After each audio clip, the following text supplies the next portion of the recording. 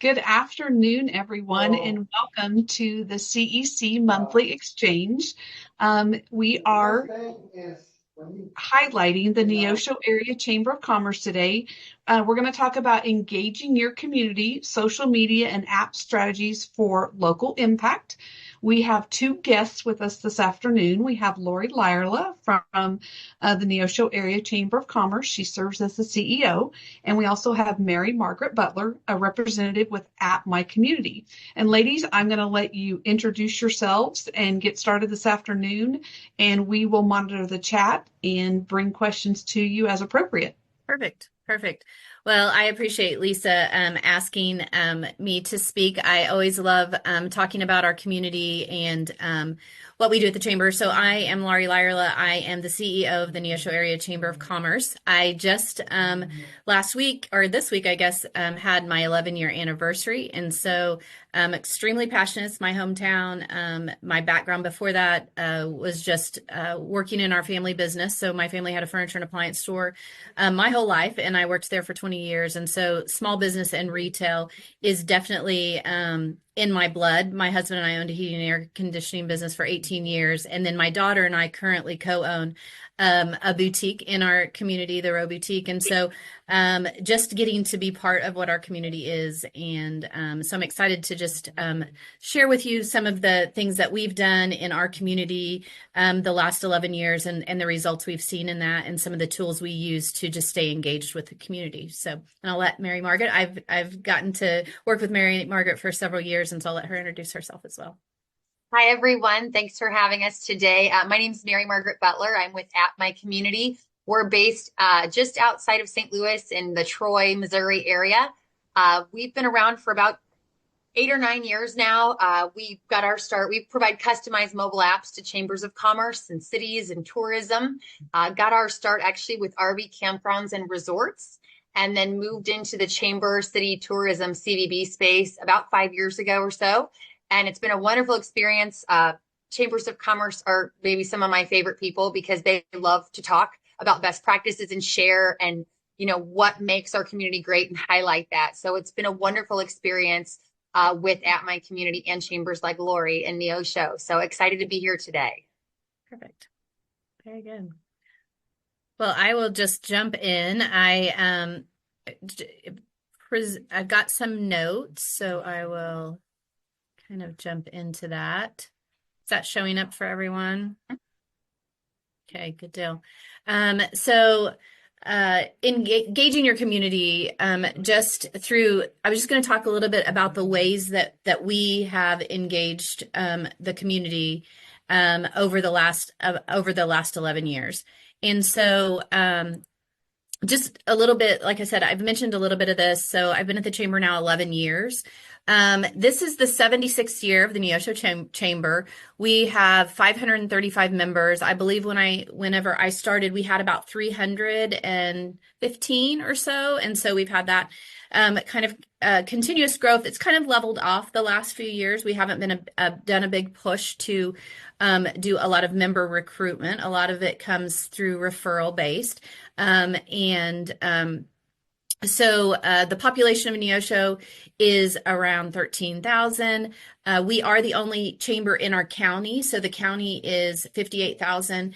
And one of the things that is really has been important to me over the last is to work really closely with all the area chambers. So we have great relationships with all the chambers in our area, and we collaborate a lot. So we never feel like we're in competition with them. We really do try to talk, when we have members we have lots of members that are members of both. We're always encouraging that. We're always encouraging people to be involved in the communities that they do business in. And so I feel like those partnerships have been very beneficial to all of those involved, is because we're really trying to serve the best we can. So just to do what we can to pull up the businesses in our area and our communities, and just be really strong partners. So I'm really proud of that. So we are a staff of, I have on here a staff of 4 full-time. We have been short-staffed since about September, and we just made that 4th person hire that starts later this month. And so we're excited to be back up to what we would consider full staff. We were working another 5th person part-time. And so we hope to get that back as we kind of, as you know, just in a small office, just reestablishing roles. And if you are in the chamber world at all, you know that that you're juggling and wearing a lot of different hats. So that's kind of a little bit about our organization and what we're doing. So one of the things that I feel like has been really key to the growth we've seen, not just at our chamber, but also the really important things that have been going on in our community the last 10 years. So when I started at the chamber, came on and there was just a full-time position and a part-time position. Very quickly, we added another full-time position. And if you are at all have followed the Neosho Chamber. So Ashley, I was my first hire. She was with us 10 years. So she just left in September. And so we have had a really strong core group just kind of fueling that. And but one of the key things that we've worked on and really put as a priority is our social media. And we saw that early on, how important that was. And so I think when Ashley and I started, we just had a few thousand followers, maybe even less than just a little over 1,000 maybe. And so in that 11 years, we have put a lot of focus on growing that following. So we have 15,000 followers. And I think I looked this morning, I think it's about 15,688 or something. So we watch that pretty close. We're always trying to grow, because we know how important that reach has been into what we do. So, staying connected with the community, making sure that as many people see our content and the engagement is as high as possible. So, on a monthly basis, our reach is between 350 to 500,000. And so, that becomes a really part of why people join. They want that exposure when possible to their business or to their events and to that. And so we have put a lot of focus on that over the years. Some of the ways we did that, we were very early adopters of Facebook Live.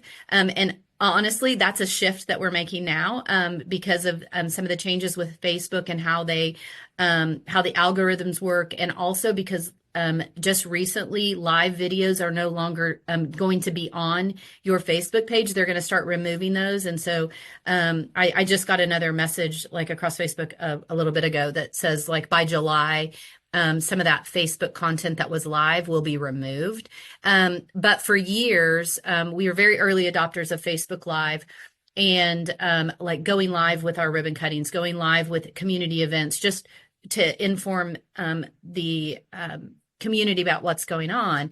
And especially when we first started doing that, and when we talked to other chambers or other organizations, they were like, what if you say something wrong? What if, and now people are more used to, at that time, people were not used to that real content. That's just like, you're getting to know who we are, that we make mistakes, that that we'll bust out laughing or whatever that is.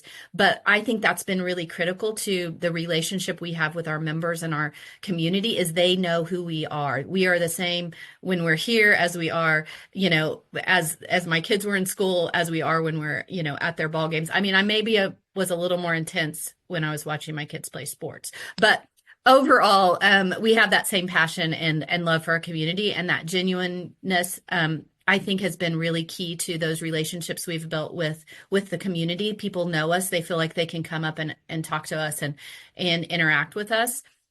So the other thing, like when I say we're early adopters of, we strive to be early adopters of all kinds of technology. And Mary Margaret is one of them. We were not their first chamber, but one of the early chambers that came on board with the app. And so we try to do that with everything we do. We're trying to not just be stagnant in the water of just doing things because it's the way they've always been done. And so that has kind of been a trend. What makes that hard is that we're always changing what we do. So that is a challenge. So it's a benefit because one thing, because we're learning that technology, so we're able to help. We have all these members that are trying to do the same thing. They're trying to relate to their customers, their communities, all of those things. And so one thing I would just encourage you is not to be afraid of technology and how you can incorporate it into what you do on a daily basis. Because like I said, it can help you, your organization, whatever you're working on, move that forward, but also help if you're working with, whether you're working with students or schools, like dig in and don't be afraid to take the risk, because for us, that's just definitely in learning that we're able to teach our members. I use that a little bit during COVID. We had never done Zooms before. That wasn't something we used. We were like, we're figuring out what we're doing, how we can use this, how we can be effective. And so during COVID, luckily we had early adopted that we went to an all cloud-based, all our stuff was cloud-based, and that our phone system was Wi-Fi enabled. And so that was prior to COVID happening. And when COVID happened, we shifted to work from home immediately. Like there was no real transition. We could completely serve our members. And we started learning how to do Zoom so we could teach our members how to do Zoom. So never be afraid of that technology and stopping in that. So just the things that prioritizing just that human connection, that ability to be storytellers. So early on, I had this laying here. This is our membership sticker. I don't know how to show it. It's telling your story. That's been a key component to what we do. Is for our members, we're telling the story of what they do and how they do it. For our community, we're telling that story. We're rewriting what that story is. And then we're just trying to build trust, be consistent, and all of that through social media. That being that trusted voice, that organization that people, always trying to be like making sure that the information we're putting out is correct, whatever that is, so that people, when the chamber says something, people trust that it's coming out with good intentions, that it is a truth, all of that. And then I think the key thing that we have done in the last 11 years is we've been committed to always being the positive voice. That is something we strive for every day. We know that that there are plenty of organizations, there's plenty of news media that is putting out negative on whatever. They're trying to get the views, they're trying to get the attention, but we have been committed to being the positive voice of our community, because no matter what, who's suing who and what drama is going on, at the true core of it, we know that there's good going on all the time. And so we chose that that's our focus. And I truly believe it changed the way people think about Neosho. Because before, when I started, there was a lot of drama between different, whether it's the city, the county, this different things, no matter what it was, whose fault it was, that was the headlines.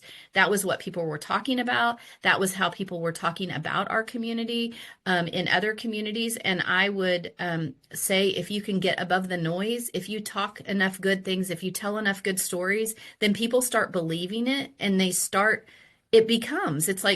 whole thing, like speaking into what you believe. And so for us, that's been the rock we've chose to stand on, and I'm happy with that. I think that that's been important. So that's been our primary objective. Just above everything else, we try to focus on that. We try to lead collaboration. So between all the organizations, whether it's government, the school systems, the college, the faith-based, just to try to be that central place that people can come together to draw together, has been an important piece for us. I wanted to give an example. It's been in 2019, so a little bit back, but we did what we called the Bring Back the Bloom. So in the 50s, Neosho was known as the Flower Box City. It was an all-American city. There were flower boxes everywhere. Even me growing up in the 70s, 80s, flower boxes were everywhere. It was still a key part. Well, over time, that that died off. There's always still been flowers, but just that that community pride had left. And our board took on a campaign that we hashtagged Bring Back the Bloom, and we refurbished our world's largest flower box, which is a train car, and many refer to it as a train wreck because of the it was done, I think, in the early 90s, maybe late 80s, and it just needed refurbished. We kind of dove into that as a project, but also added flower baskets all around town. And just as a community, we had it was a campaign that was embraced by every organization, every school, every church, every individual, the kids. It just was something. There is something about beautification and flowers that can bring a community together like I've never seen. And so if you're looking for something that is non-political, non-confrontational, like how can we bring these people together? Because it is really, I mean, I'm sure there's people out there that will complain about flowers. It takes too much water, whatever.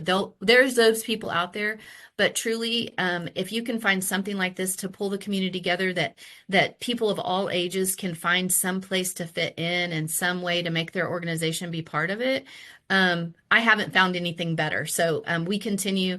In a few weeks, we'll be planting the flowers, and we'll be we awarded we do the beauty spot of the week, and it not only and we're posting it, those people that get that in their yard, they're so proud of it. They're like, a lot of them, especially if they've lived here their whole life, they're like, it's been my dream to be a flower box beauty spot of the week, so it's bringing back some that's that historical, like, things that people are proud of, but also on our social media, it becomes something that gets huge engagement, people congratulating them, people sharing them. It instills a lot of pride.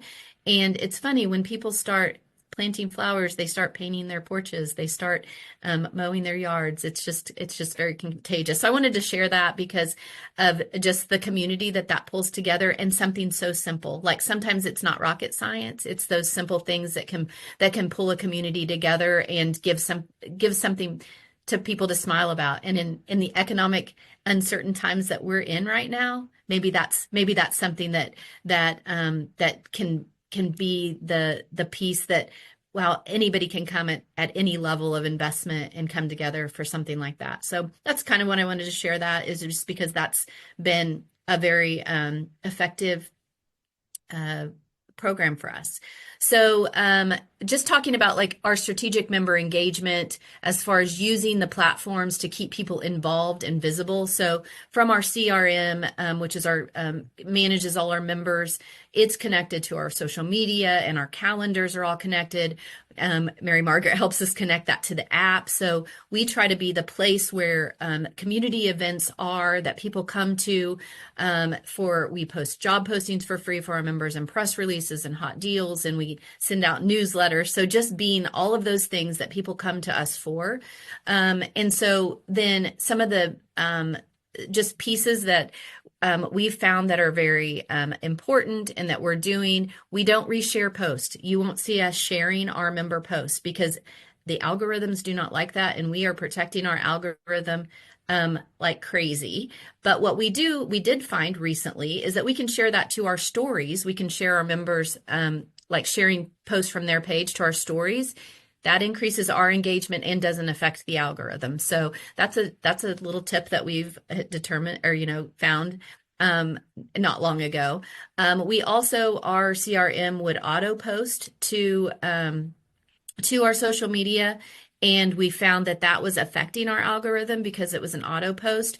And so now, partially because we have someone, Savannah, our receptionist, is doing a phenomenal job managing our social media. She is making the posts that used to be automatic. She's scheduling them, but she's putting a lot more work into making them original posts instead of just being shared from our database. And we're seeing really high engagement from that. And so it does take a little more time, but she's also pre-scheduling all our member posts that are just spotlights on our members. Anytime we can talk about our members, it's beneficial for our community and beneficial for them. So And a couple more tips are the video content is performing the very best. I shared some pictures. That videos from all these pictures were from yesterday and today. We are constantly doing content. So we did a video about an upcoming event for the Crowder Foundation. Yesterday we went live with just updates about this weekend is our citywide garage sale. So updates on it's rain or shine, folks are coming still, it's not canceled. And so getting that information out. And then, like I said, always being authentic so that people know when they see it that it's believable, and it is. And next I'm going to jump into, because I met Mary Margaret at one of our chamber conferences in Branson, and they were showing their product, which is a community app, and we loved it. This is a little bit of a preview of what so I'm going to tell a little bit about what ours looks like in a couple of the partnerships we use, and then I'm going to let her describe all the other things that they do, because there are lots of opportunities that we have not even explored in how much more we can utilize it. But ours features an Eat, Shop, Play, Stay. Like I said, it ties directly to our events calendar, so that's updated. But it is definitely a community facing. So it's what we're encouraging our community to download. We're encouraging our people that want to visit Neosho to get on there. So there's in addition to just our member information where they find links to that, they can, we have a mural tour. They can see where the bike trails are, our park systems, all of those things. And when we originally launched it, they fast tracked getting it set up for us to use for one of our biggest community events that the city hosts, Celebrate Neosho. And so what was important to us is that gave us the opportunity to be promoting a huge event for our community, but also be in getting those downloads, because that's very important to us, is to get as many people downloaded so that we have the opportunity to directly reach out to them through push notifications, to promote future events, to promote our members, all of those things. And so launching it with a big event was very successful for us to get those downloads, because every time there's a community event, we put a lot of focus on, like the fall festival. Every part of the fall festival, it has its own little picture. I can't think what those are called, but heading. And when you click into it, then it has the calendar. It has everything you need to know about the event is in one place. The map, the events, the special, if there's competitions or fun things, all of that's in that one place. And sometimes that works better than a website by itself, or sometimes that works better than a Facebook page where we have all the other things mixed in that you'd have to search. It puts all of that information in one place.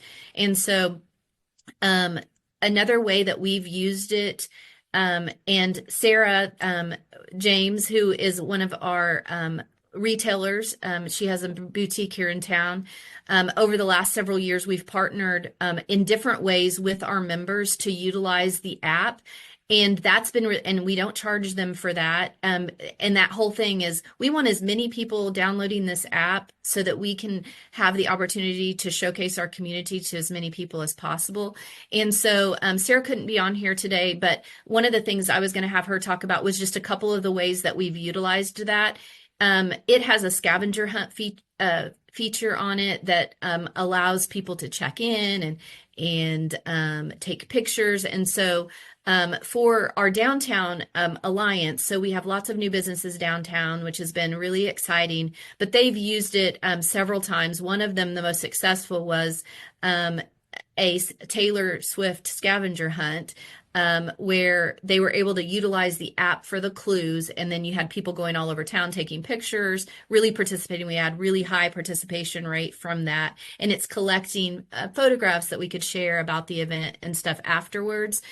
And so, like I said, just a great resource that we were able to share that with our community to utilize. We also, one of the first events we did with them was a road tripping down Highway 60. And what was cool about that was towns clear from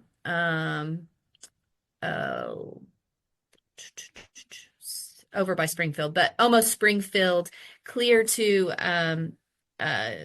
Seneca. I think we had boutiques all through there, and so people could download the app. They could find all those boutiques, and so here we had people from out of town downloading our app to have access to. And so that was a really effective way for us to again utilize this app to connect the community.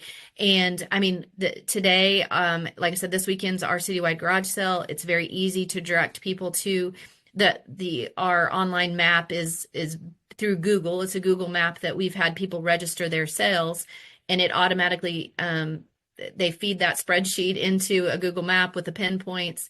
That's on our app, that's on our website. And so we were able to send a push notification out this morning. Hey, it's garage sale weekend. Here's access to the map.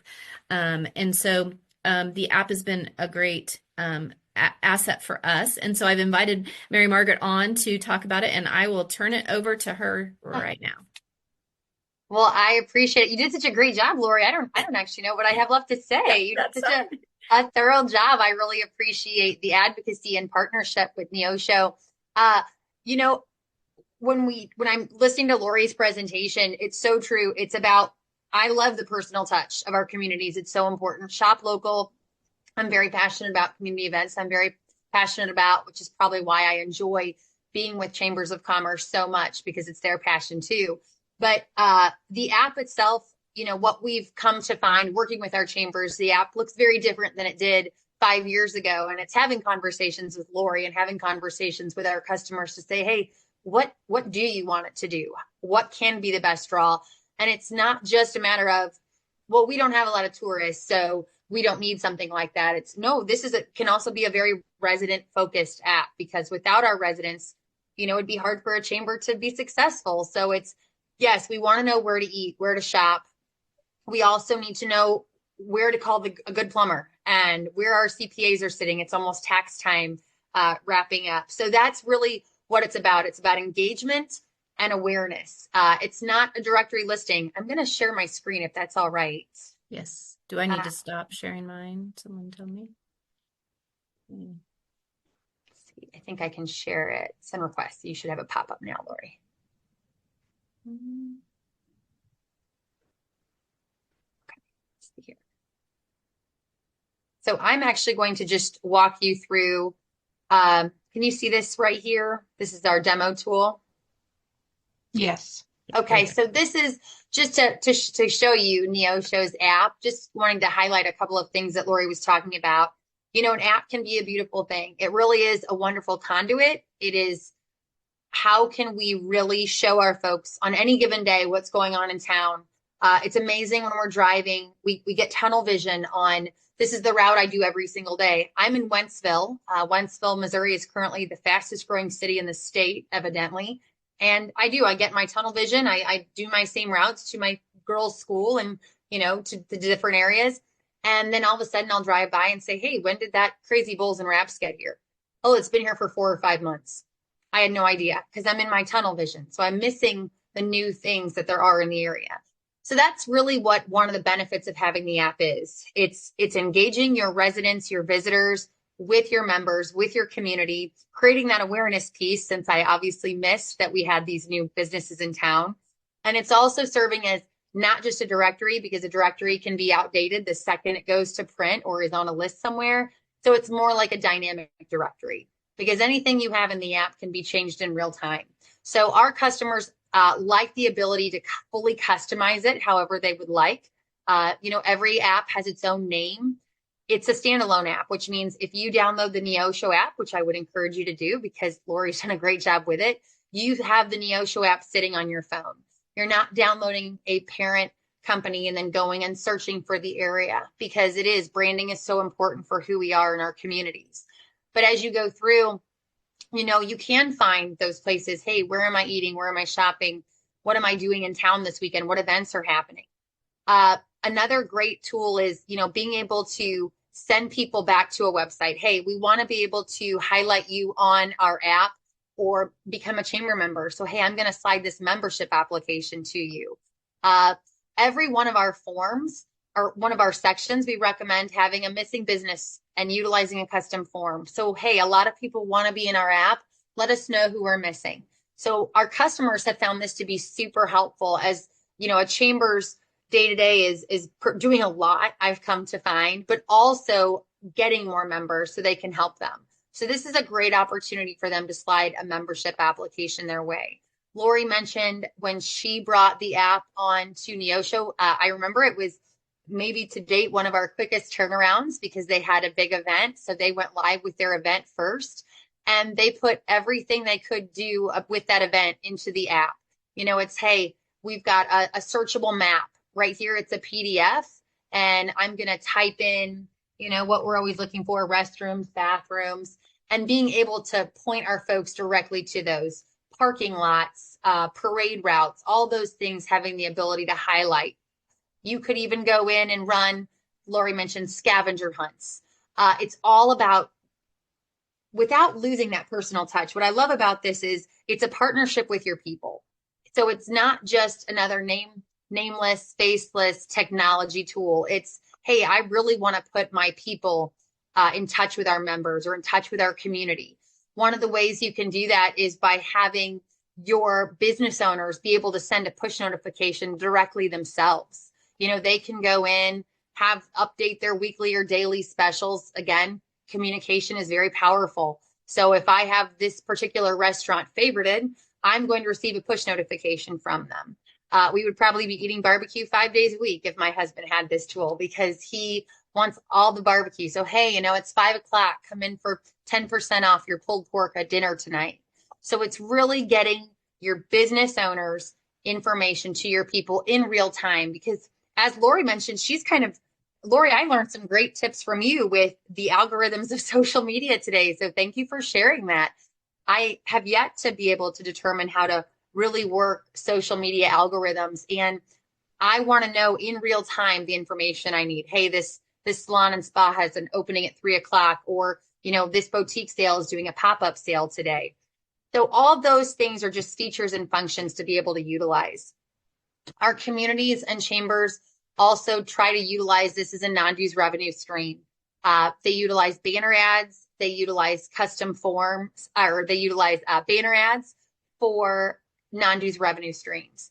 And 100% of that non-dues revenue stays with our chamber.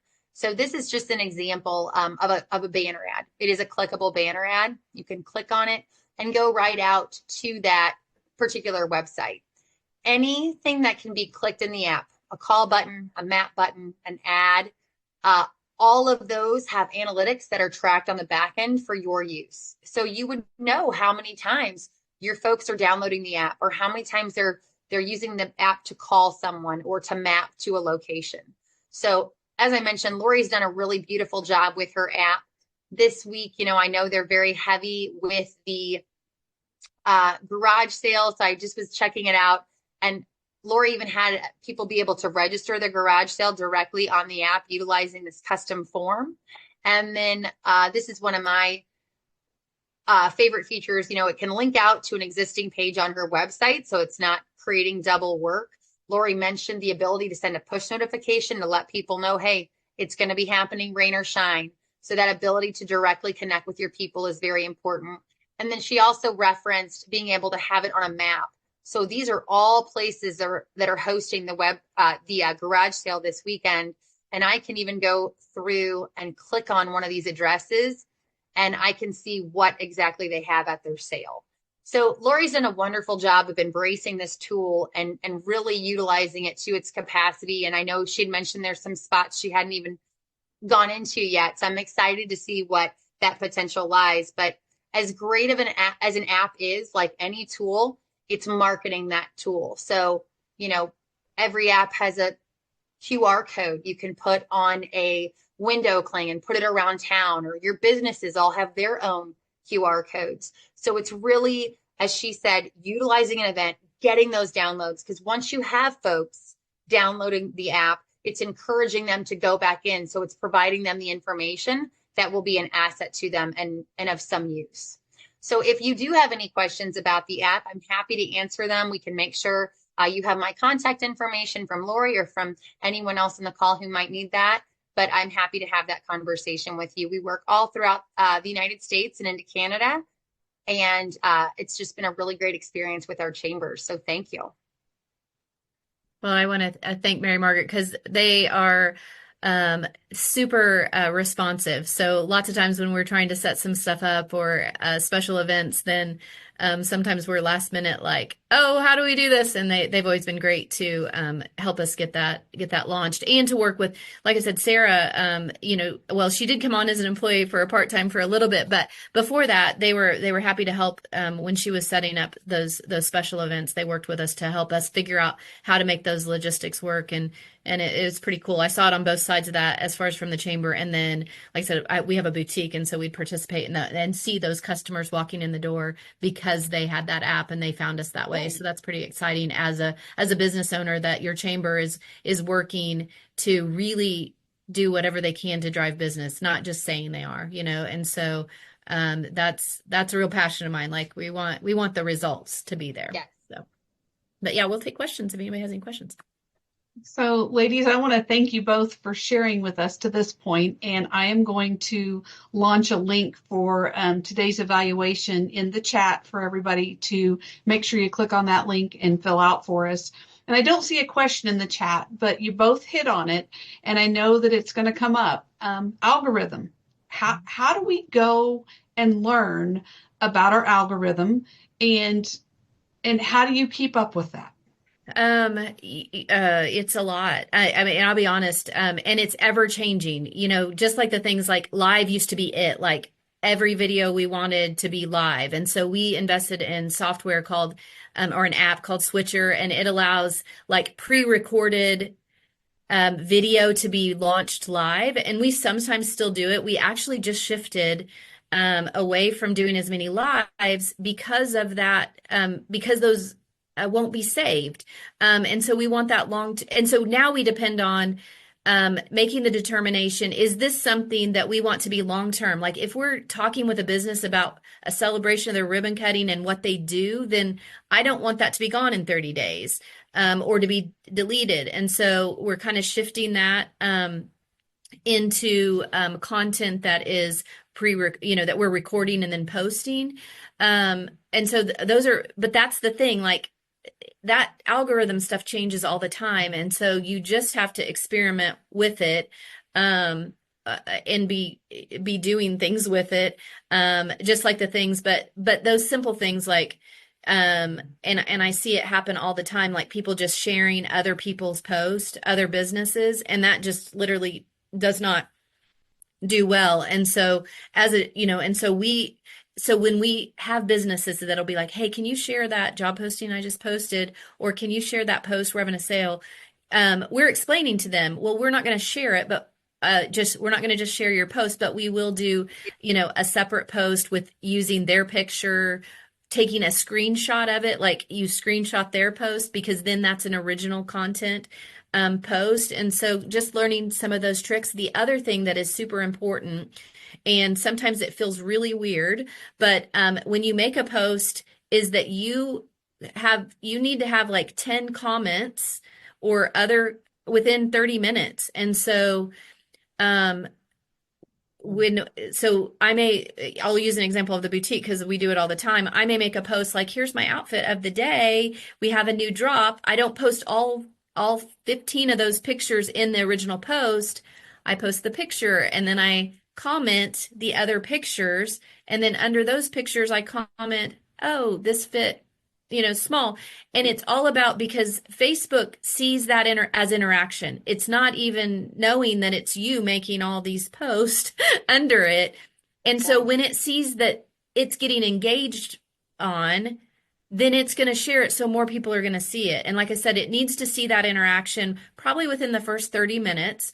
And so, but you'll see a drastic change. You see that if it's like a post that just gets people's attention, they want to congratulate someone, you're doing a celebration, that sometimes organically happens and that goes fast. But on post, you want to make sure people see, then make that those posts happen. So, we may post hey, we were at coffee today and we post 3 or 4 pictures, then we don't always do it because all of us may be busy or whatever, but the goal is like, okay, who else took pictures? Share some of your pictures, make a comment on them, to just really try to get that interaction up as quickly as possible. So that's a real, kind of a simple cheat thing, but you'll see it. Ashley was a rock star at social media.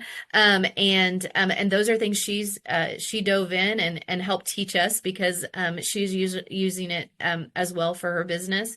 And so but like I said, that's ever changing, the way the algorithms work, and changing your content, whether it's just video, doing reels. Reels are really, really good. And so learning how to do those and how you can incorporate those into the things you're sharing and posting on your story. And I mean, there is no doubt that it takes a lot of energy and effort, but it is worth it if you're trying to tell, like I said, whatever you're doing, whether you're promoting just your individual business, whether you're growing your personal brand, that you want when people see you post something, you want them to see it, then those are things you've got to be doing.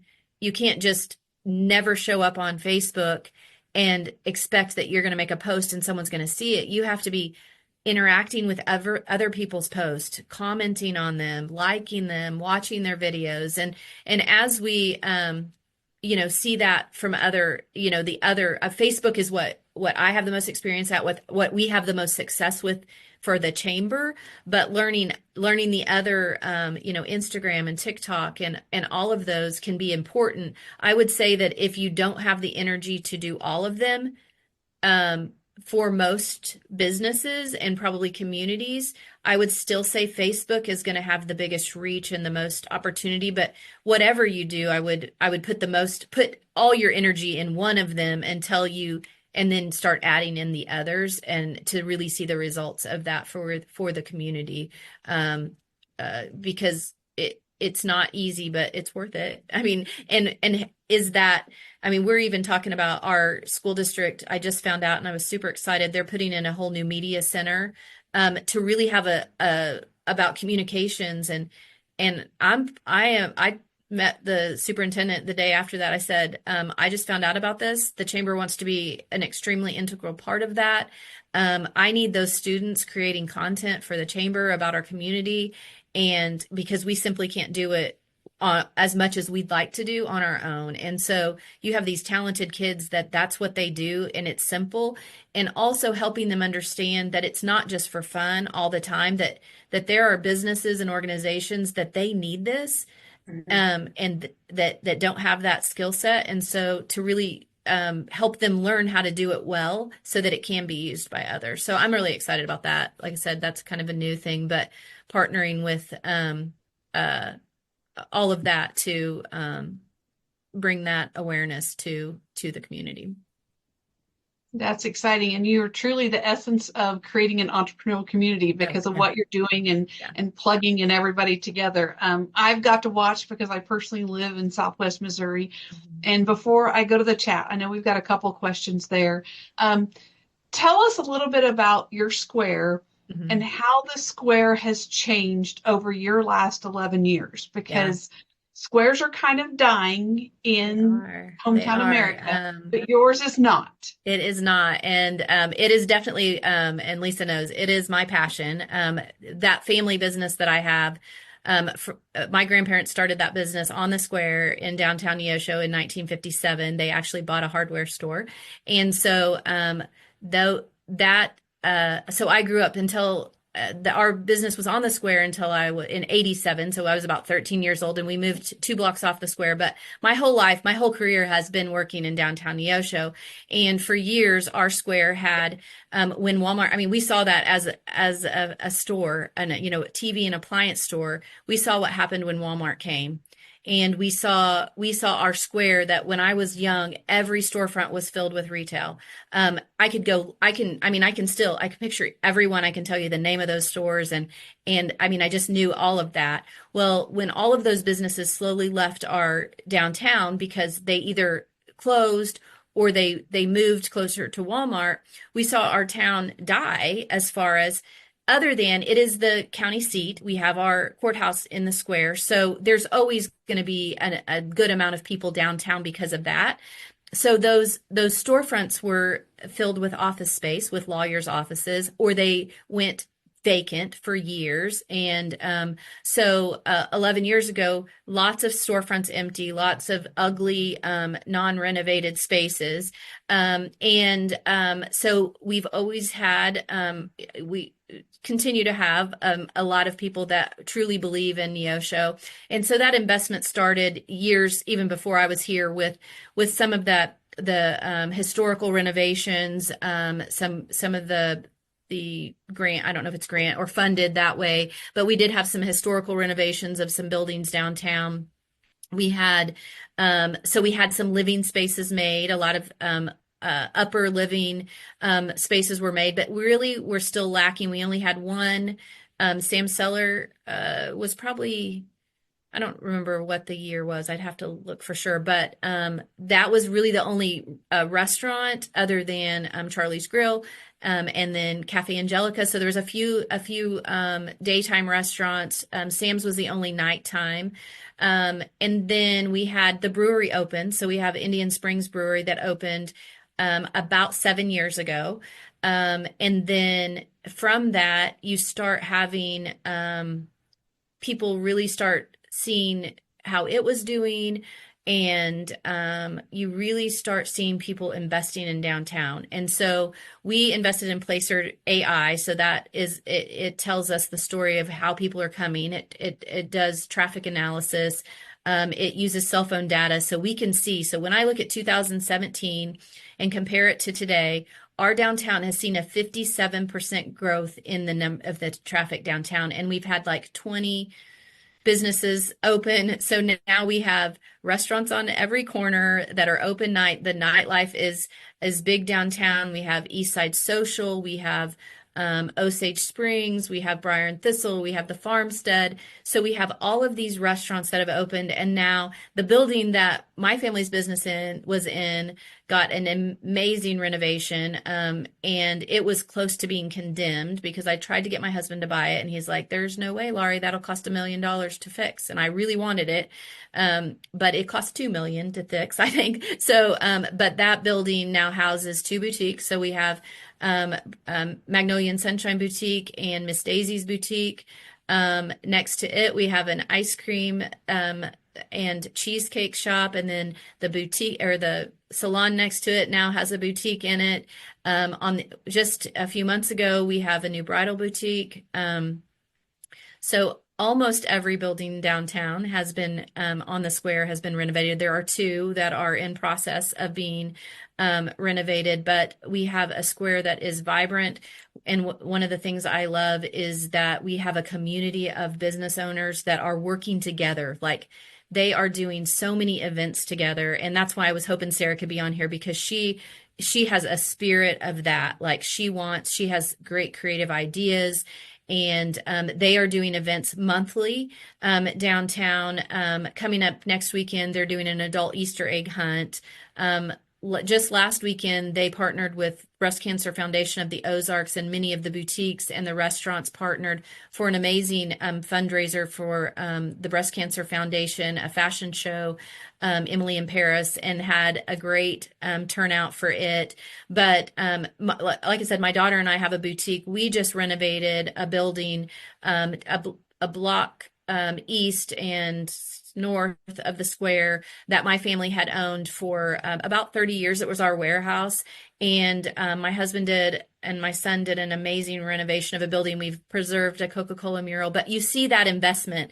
And one of the things I always like to say is, like, you've got to find the crazy people that are willing to make that investment, because it's not always a smart investment. I mean, it's a lot.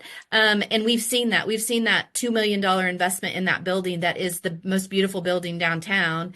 And now we have 2 businesses there. And so it comes with figuring out, but a lot of it's selling that dream. Like, I think I'm good at that. I mean, one of the restaurants downtown, Eastside Social, that's my best friends. They weren't in the restaurant business. They just listen to Lauri talk all the time about, and not even about a restaurant, but about what I had taken my friend down to look at the buildings that they have this restaurant in, because I wanted it for a pocket park. Like it was buildings that were ready to be torn down, and I was like, that would be the perfect place for a pocket park. Um, and we couldn't get it bought at the time, and it sold to someone else. They couldn't renovate it for the cost they thought. And my friends had been to, I think, Wyoming, and saw a restaurant that had garage doors on the front and outdoor space and live music and a real family friendly. And they came back and they did it here. And so sometimes they're like, Lauri, we did not want to be in the restaurant business. And I was like, I didn't tell you to do that. But they did. And they created this amazing space. And so all those businesses you walk into are like these historic buildings that have been renovated. And I am so proud of our downtown. I invite you to come and see it. If you wait until after the first week of May, those flowers will be in the flower baskets, and it'll be beautiful. So our downtown is, 2 blocks from a beautiful Big Spring Park with a waterfall, and 2 blocks the other way is a 2-mile white river stream park that is a whole park system. I mean, we've got bike trails, and so I couldn't be happier. Like it is definitely something I'm so proud of. And when I go down and see it, yeah, it gets me a little teary. So it's an amazing place. That's awesome. And if I can ask you to go ahead and stop your screen share, we'll get back to gallery mode. Sorry, I didn't know it was still. Nope, it's all good. And while you're doing that, I'm going to shoot the next question because you just led into it. The question is, how long is your bike path, and do you create events around biking? So we now have, I believe it's 8 miles of mountain bike trails. And we have the 2 miles of like a flat trail. We're, I think, 3 years or so. So we don't do any event. Like we don't, as the chamber, promote any events on that currently. The city has done a couple of with Celebrate Neosho, maybe. They tried a mountain bike race. And I think sometimes the cities aren't who should be planning a mountain bike race. I mean, and I don't mean that, like, we need to find a mountain bike group to do the mountain bike race. And so they have done some runs up in those trails, but there's definitely and I don't know a lot about the biking community, but there's been several that have mentioned doing a gravel race, whatever that they think Neosho could. There must be enough gravel roads, whatever that is. But I definitely think there's lots of opportunities for bringing people to our community with those events. We are currently working on helping the city try to get Proposition A passed. It's a use tax, but that is with an aquatic center addition, pickleball courts, inclusive playground, and some upgrades at the golf course. But the location of it is on 9 holes of the golf course that haven't been used since for about 15 years. And the trail, the cart path, will be redone for walking and biking. And so I think it's going to be amazing too, because that's about a 50 to 60 acre area that will now go from unused space to like taken care of by our parks. It's going to be a gym. So if you know anyone in Neosho that can vote, you send them over. Thank you so much on that. So the next question is, we didn't talk about funding earlier of how you got the community app and your media started. Can you give like an expected cost or volunteer time for a community that may want to do what you've done? Yeah. Mary Margaret, are you on the pricing? Then I can tell how we've funded it if you have any. Yeah, absolutely. So how the app works is we charge a licensing fee. We keep it pretty easy, pretty transparent. We base everything on population. So if you're a population of under 5,000 people, it's $3,400 a year. If you're between 5,000 people and 50,000 people, you're $5,400 a year. If you're between 50,000 and I think it's 100,000, you're $8,400 a year. And then if you're higher than that, then we just kind of talk about a customized proposal. But understanding every budget is different, we either say, hey, you're welcome to pay up front, or do monthly or quarterly payments. And some of our folks actually pay for their app with sponsorship dollars. So it's with the app, because it's customizable, you can have some businesses look different than others. You could have, if you have a tiered membership or a community where you want them to have more functions, more features, there's splash screens, there's banner ads. We talked about the scavenger hunt. Some folks, if you did like a progressive dinner through the area, especially here in Missouri, we get after Christmas, we get before Valentine's Day, and nobody wants to go out. It's dark, it's cold. We just don't want to do it, but we still need to support our local businesses. So maybe you create like a progressive dinner and you have a couple sponsors, like pick one of these places to go get an appetizer and one of these places to go get an after dinner drink. Those could all be sponsorship opportunities as well. And then, like I said, any revenue that you make from the app, you keep in your chamber or community. Yeah. I will kind of give a highlight of how we have justified the cost. I would say a lot of times we're building that into kind of the services that we offer, but we do have the opportunities for there to be different levels of, like Mary Margaret was saying, different levels of what they get on the app. But what we've seen probably a little more, we have a contract with the city of Neosho for to promote tourism. But one of the things that early on, they did not want to pay us for the people, basically. So they want to see that money spent on things, which I have argued. I don't anymore. They don't have to argue with them about it anymore. But for a while there, I was like, but you're paying for what we do. Like, we are just like, they wanted me to be spending it on like newspaper. And I was trying to say, like, you're paying us for the same as you would the newspaper for what we do, So but basically I kind of show that expense as part of what we do. So it's shifting, so in my head, that's kind of how we do it. But the other thing in the time frame that we've had the app, we have a lot of major investors.